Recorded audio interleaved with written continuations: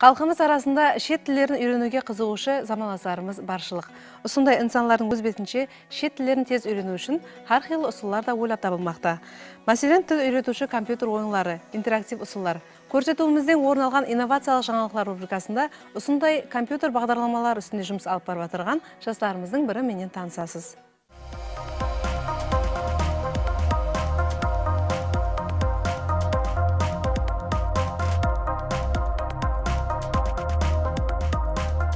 Kompüter til үйрену һәм бизнес. Осы үш тарау қазіргі уақытта заманауи тұрмысымыздың ажыралмас бөлігіне айланып бармақта. Біз бүгін рубрикамыз арқылы міне осы бағдарда жұмыс алып барып отырған жастарымыздың бірі Құдырат Асқаровпенен сөйлесеміз. Құдырат, сіз қазіргі уақытта компьютер бағдарламаларын істеуге қызығады екенсіз. Көпшілікке қызық болуы мүмкін жаңа компьютер бағдарламаларын жарату, оны істеп шығу үшін пайдаланушылардан нелер талап етіледі? Қандай программалық тілдерді білу керек? Осы хақында сөйлесек. Avvalambor kompyuterga dastur yaratish uchun dastur yaratuvchi dasturlash tillarini bilishi lozim. Bu dasturlash tillariga C++,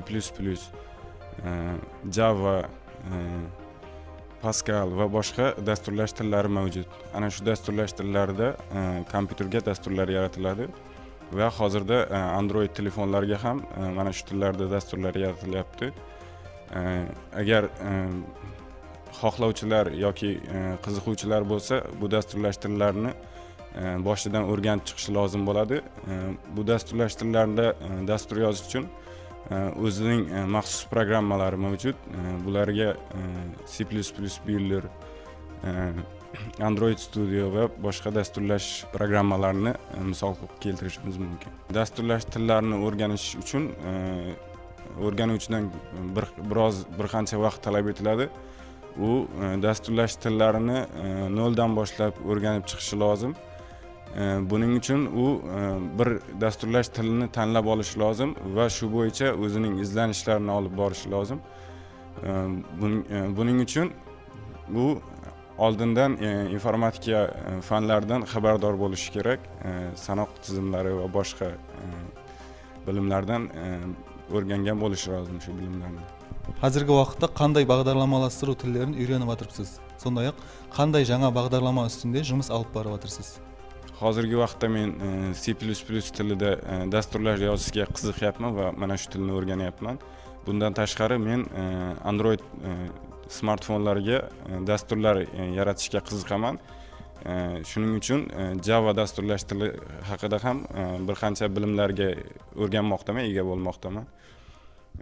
Hozirda o'zim C++ tilida yaratgan dasturim ustida ham ishlamoqdaman. Ushbu dastur C++ tilida yaratilgan C++ Builder muhitida yaratilgan bo'lib, bu dastur ingliz tili o'rganuvchilar uchun juda foydali hisoblanadi.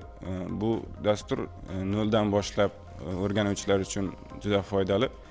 Bunda so'zlarning alfabetlari, tovushlari, grammatika haqida bilimlar va boshqa bilimlar mavjud.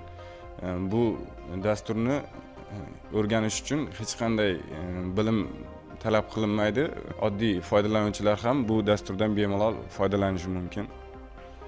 Bu dasturning asosiy yaratilishidan asosiy maqsad ingliz tilini yanada tezroq va chuqurroq o'rganish uchun hech qanaqa qo'shimcha kurslarga qatnamasdan turib, shu dastur orqali o'rganishi mumkin bo'ladi foydalanuvchilar. Осы бағдарламаның imkoniyatlariмен tanishib chiqsak. Bu dastur asosiy imkoniyatlari darslar bir ketma-ketlikda qo'yib chiqilgan. Bu birinchi darsda foydalanuvchi harflar bilan tanishib chiqishi mumkin. Bu harflarda ingliz tili harflari berilgan va bu harflar orqali foydalanuvchi harfning ustiga bosib ko'rishi orqali bu harfning qanday talaffuzi va shu harf bo'yicha misollar keltirilgan. Shu misollarni eshitib turib o'rganuvchi tezroq o'rganib oladi. Bundan tashqari keyingi darslarda artikellarning qanday ishlatilishi, ingliz tili grammatikasi qanday strukturada tuzilishi bu darslarda hammasida berib o'tilgan.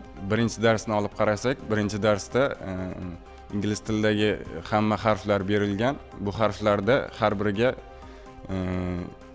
shu harfga misollar keltirilgan rasmlari bilan va uning qanday talaffuz qilishi va shunga misol qilib keltirilgan so'zning talaffuzi ham mavjud. Foydalanuvchi buni harflarning ustiga bosib ko'rish orqali eshitib ko'radi va o'zi o'rganishi mumkin. Shu o'rinda yetishganliklaringiz haqida aytib bersangiz. Men bu dastur orqali bir qancha tanlovlarga, konkurslarga qatnashdim. Bularga misol qilib, startup biznes g'oyalar va loyihalar konkursi, bundan tashqari ingliz tili dasturlari bo'yicha Toshkent axborot texnologiyalari universitetida o'tkazilgan ingliz tili dasturlari bo'yicha konkursda qatnashdim va faxriy yorliqlar, mukofotlar bilan mukofotlandim. Bundan tashqari bu dastur orqali har yili bizda o'zimizda Toshkent axborot texnologiyalari Nukus filialida bo'lib o'tadigan innovatsion yarmarkalarda qatnashib bormoqdaman. Endi aldaga qo'ygan maqsadlaringizga to'xtalib o'taylik. Oldinga qo'ygan maqsadlarim bu dastur bilan men o'zimning bu yil hozir 4-kursman, o'zimning bitiruv malakaviy ishimni ham shu dasturni yanada chuqurroq izlanish orqali shu dastur bilan bitiruv malakaviy ishimni ham himoya qilmoqchiman. Bundan tashqari yana bir maqsadim ushbu dasturning mobil versiyasini Android telefonlariga ham ishlab chiqmoqchiman. Rahmet Qudrat, niyetingiz yo'ldashingiz bo'lsin. Texnologiyalar rivojlangan sayin izlenuvlar da artadi. Bu bo'lsa o'z кезегінде жаңадан жаңа kompyuter бағдарламаларының, innovatsiyalik ideyalarning hamda texnologiyalarning rivojlanuvuna turtki bo'ladi.